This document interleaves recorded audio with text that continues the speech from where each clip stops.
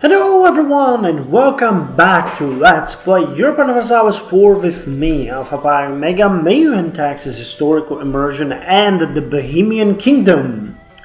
So, this episode is starting by the event the Lollard Council. An ecumenical council has been called to deal with the issue of Lollardy, a reform movement that has grown out of control. In order to deal with the issue once and for all, it is necessary to have key Lollard theologians attend in order to present their defense and, if found guilty of heresy, publicly confess and recant. However, there is some fear that they would be treated as heretics. Our royal cousins have asked us to guarantee the safety of the theologians so that the council can proceed. Guarantee their safety, or we cannot make that promise. Let's guarantee their safety. Furthermore, I would like to set some goals for now. As our king has recently become a coward, we are no longer going to be an aggressive, well-advised king, but instead focus more on domestic affairs. We have recently acquired 2 new provinces, so our goal will be to integrate them, which is gonna be fun. Just look at that. Yeah, they're gonna be 100% autonomous, but we are going to do our best to develop them anyway. And we're also going to try to develop and integrate Wrocław a bit more. It's gonna be hard. We need roads in Hradecko, which is a bit of a schlack, but you could pay that. We can't afford to do more. And we can't, we're not going to bully our peasants into paying for that.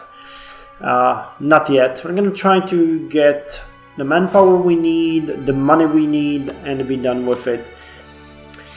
The expenses are kind of high because we have a very low manpower and we are reinforcing our troops, but it's gonna be fine, I think. It's gonna be fine. Actually, one thing that I'm gonna do, as our king is getting old, we are going to switch this to our heir, House Von Luxemburg, who is going to drill the army and hopefully get some experience of his own. Wait, is this not... Oh, we could get more troops. Now, I think that with the increasing autonomy, it's going to get a bit more tricky. We're at max right now. Wait, we're not. Okay, so it's dropping slightly. Accept rebel demands, -10, assign a parliament seat. It's the goddamn corruption. Okay, let's work against the corruption a bit. We'll try to lower it at least to some reasonable levels. We don't really need the money that much at this point. And we should, however, strongly consider reducing the inflation. So let's invest a bit into that. It's increasing quite a lot, I will admit that. And maybe we might want to get an advisor too. An advisor with fort defense would be a good choice, so let's get him and slightly lower the corruption rooting out. Oh, Prague has been switched to Callistine reform. I had no idea. Okay. Can we change the religion? We could only switch to dualist. Not to Callistine. Or can we reform you?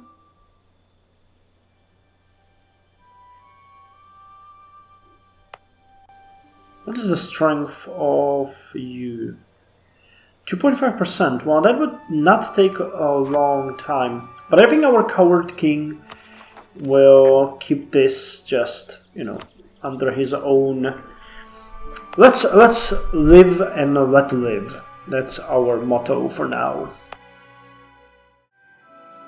Damn it! Even the game knows that we are a coward. Nobles demand recompensation.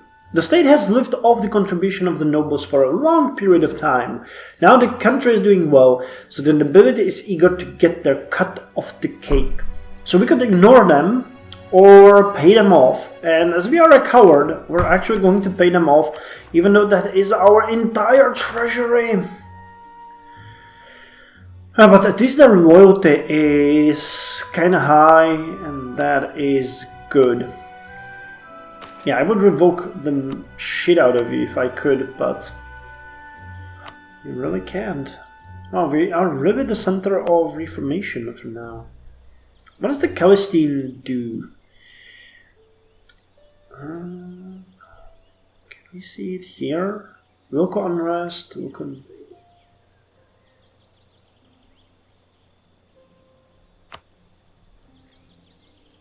No, that's base value. I don't think I can see the effects of the Celestine faith at this point. Too bad. And interesting. We could persecute people,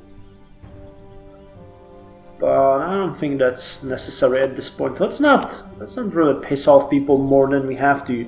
Remember all that coward thing. I hate this, I hate this, I hate this so much, but the greater nobles have demanded a new privilege. And we just have to take it, because we have a cowardly king who will just give it to them. Even though that's something that I would never ever wanted to do. Damn. I've also done a thing here.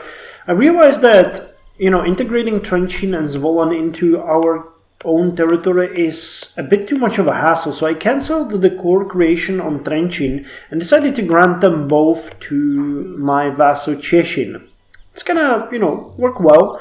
For us it would be 100% autonomy anyway, so having it like that is a much better idea, and when they are made a core they will be brought...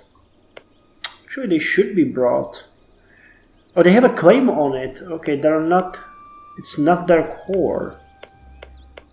Okay, so when they core it, it's going to become a part of the empire. I think that's how it works. Honestly, I'm not entirely... I think that it automatically becomes a part of territory when you core it, but I'm not entirely sure. I'll have to look that up. The Hussite League. Outraged over the council's decision to ban Lollardy, several dozen Lollard barons met and declared that they rejected the council's opinion. Vowing to ask a future pope to assess their doctrines, they agreed to work together to support it. Naming themselves after the martyr of the council, these Hussite lords formed a league, using their authority to appoint Lollard priests to their lands and allowing them to preach in public. In response, several dozen Catholic nobles formed a Romanist league under the authority of the bishop in charge of rooting out the heresy, expelling Lollard priests from their benefices. Between the two, a steady trickle of refugees left Bohemia. While tense, the situation remained bloodless, but that could change if the balance of power tipped to one side. Work against the Hussites. Bohemia gets policy of tolerance, giving the following effect. Support the Hussite League. 20% population will be converted to Celestine and join the Romanist League.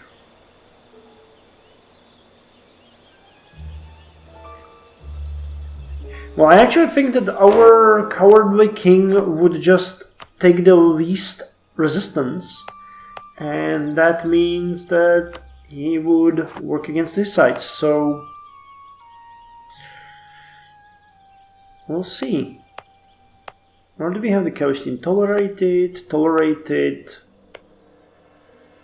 not here, tolerated. Yeah, it's spreading, Having the cowardly king is complicating things a bit for me, but I guess that's how it has to be then. Weird.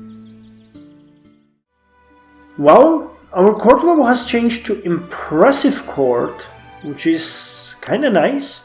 Impressive Court gives us even more options. Stability increase, interval lower, diplomats, extra morale of armies, extra year with prestige, advisors, diplomatic reputation, improve relations, liberty desired in subjects lowered, and extra art power. Awesome. Now, how is this going to go? We have current hero funding is 33.35. If we wanted the court level 5, that would be 71. Aha, okay, so we're paying about as much as we have. So I'm gonna pay 38, that way it won't decrease anytime soon. And we finished a mission. Which one?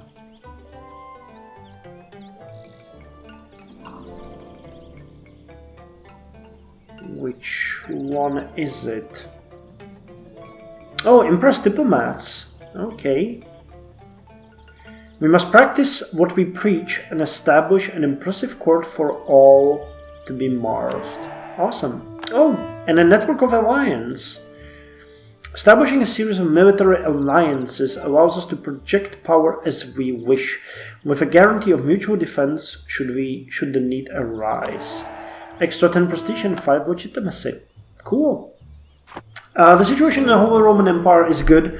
We have 4 extra electors voting for us. Only 2 are voting for Austria. And I actually think that we could easily overtake that if we tried, but there is no point. Imperial authority is increasing. The dynastic inheritance would be kind of cool. We could get it if we got 50 imperial authority. So we'll see how that goes. And one thing that's worth of notice is that a number of nations would now accept my vassalization request. These guys, though, are in places far and beyond, like Bohemia and Mecklenburg, Stuttgart, and other places. Well, actually, Mecklenburg, Stuttgart, it's Stuttgart, not Stuttgart. Mecklenburg, Stuttgart is not that far, just behind Brandenburg. But the one that I'm working on right now is Regensburg. Regensburg is here. We got kind of weird relation with them. They are afraid of us looting them, and they hate the aggressive expansion, but they give us some bonuses for us coming to the defense of the empire, improve the relations, and we could also guarantee them and bestow imperial grace on them, and they would transfer trade power to us, which is also a good thing to have. So the relations are slowly increasing, and later on they might accept our vassalization. It's a possibility. As we are going to integrate Straubing soon, this free city would be a good addition to us. You know, having a city here. I'm actually quite developed, I'm not gonna lie. 14,000 people, they have the roads, so if we could just build roads to Straubing, there would not be a very high autonomy there anyway. So that's good, that's good. Furthermore, we no longer have the copper that we need to continue increasing our splendor, so it's dropping now, but we'll see how that's gonna go. Prague is still long ways from where it could be, which is nice. As far as trade go, again, I'm not... Oh, we overtook Austria. Nice. Okay. So that's good. I haven't really done much in that regards, only, you know, expanding and asking for trade power and stuff like that. So that is pretty neat. That is pretty neat. And do you count... No.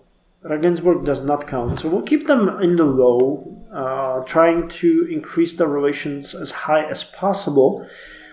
And once the loot scare goes away and aggressive expansion goes away, I'm gonna guarantee them, bestow imperial grace upon them, and they might accept my offer of vassalization, which will give me another vassal. I actually did not notice how much Meissen has grown. They integrated Thuringia, so this all of this territory has become Mycenese, if that is the right way to say it. And I don't mind that, honestly. It's actually pretty cool that they have that. The only thing, well, you know, they're our allies, so we should be proud. Our allies are powerful and strong. I just fear the day when they turn upon us. That's gonna be a dark day for Bohemia. Well, a new plague has struck, and this one much closer, in Karaman. That is here. And thank God it's not a really bad plague. It's terrible. So many thousands will die, but this might not even spread to us. We'll see. Currently there are 2,641,000 people living in our kingdom. So hopefully this will not spread. Yeah, it's already dying out. It could be worse. There is hope then. Good. For us, we could take a technology now, the state roads, which we are going to. I'm just having doubts about the spread of banking. Prague has banking present. Other provinces are slowly adopting it, but it's an expensive thing. So let's get the state roads. While ancient Roman roads endured and paths were beaten through the world by the weight of traffic, true road building was an art that required government oversight. Such early roads involved some earth moving and leveling of harsh terrain, but more importantly, their existence and heavy traffic made inns, wells, and way stations more profitable and thus more common. Naval morale increased. This gives us barely anything, but I think that the next level, increases trade range and gives us warehouse district. Wow, we have so many people dying recently with the cold year starvation. That's just sad. Autonomy, on the other hand, is starting to look fairly good. Wrocław is almost fully autonomous. So we'll need to build those roads here very soon. But instead, I'm gonna go and hire a wheeled ribodecking for our army. We need to be a strong, able emperor. Okay, Mainz, what's up with you? Your relations are dropping slightly. We don't even need you, but I'd be happy to have you. The relations of Regensburg are at an all-time high. We are at 101. Without these penalties, we would get to about 120, and then the protection and bestowing imperial grace could do the rest. We'll see how that goes. It's kind of hard to get them up because they are a city, so we can't have royal marriage, but military access, sharing maps, and gifts eventually could do it for us. We'll see. Well, the plague is in Prague, and it has passed over, so hopefully it's gonna stay like that. It is isolated in Anatolia, so the Ottomans have quite a lot of problems, while Constantinople plague has passed over. So good on them. Good on them. It has passed us over and other places as well, so good for us. It should not spread from here onward, hopefully. The ribodecking is being finished. We can't really do much. Purchase Swedish copper. They don't have it, so we can't really purchase it. Other than that, things are looking fairly cool. The reign of our second king, Wrocław I, is long. I like that. Karl has reigned long, and now Vratislav I is ruling long. And his son Jiří is almost 40. So we'll see when he gets to the throne how well he will fare. And I have just added the second cannon unit to our army. So we have 8,000 infantry, 4,000 cavalry, and 2,000 artillery. I'm gonna get a bit more infantry. We need a full line. I think that the width is now 11. Okay, so 3 more infantry units would be good, or, you know, at least 2. At least 2. I don't want to have the cavalry drop below infantry. We're getting kind of close to corned gunpowder. The free tenancy will hit us soon. I'm interested in whether we'll be forced to get one of the administrative ideas, or if we'll be able to get the eminence or military. As I said, the bureaucracy is kind of fine. I like that one, especially the corruption is good. Extra cultures, decentralization will be good, and autonomy change as well. I was tempted to go with the empire ideas, but I really don't think we are an empire at this point. Will be when we get, you know, slightly further ahead. But right now, the bureaucracy that you guys have been pushing forward is not a bad idea. Oh, Papal Legatee arrives. The Catholic Church had appointed a bishop to root out the lowered heresy in Bohemia and given him the powers necessary to excommunicate and dispose heretics of their benefices. However, the Church soon found that its authority in Bohemia was limited, without the support of the king. Ironically, one of the chief tenets of Lowerdy was the idea that the king, not the Pope, should be the head of the Church in Bohemia. Displeased with the situation, the Pope sent a strongly worded missive to Vratislav I, demanding that he do his Christian duty and reinstate Catholic priests loyal to Rome, while excommunicating the heretics and placing them on trial, something that should have been done years ago. The Pope hinted darkly that unless the king agreed to persecute the Hussites, the Church might have to call a crusade to set things right. Okay, we can agree to persecute the Hussites, or find a way to delay or expel the legatee from Bohemia. Oh, we can turn into the Celestine religion. Well, honestly, find a way to delay is what our cowardly king would do, so let's do that. I'm not sure if he...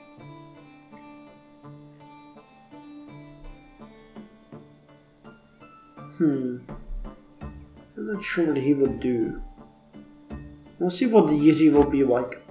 Anyway, that's all for this episode, and I'll see you in the next one, so join me then.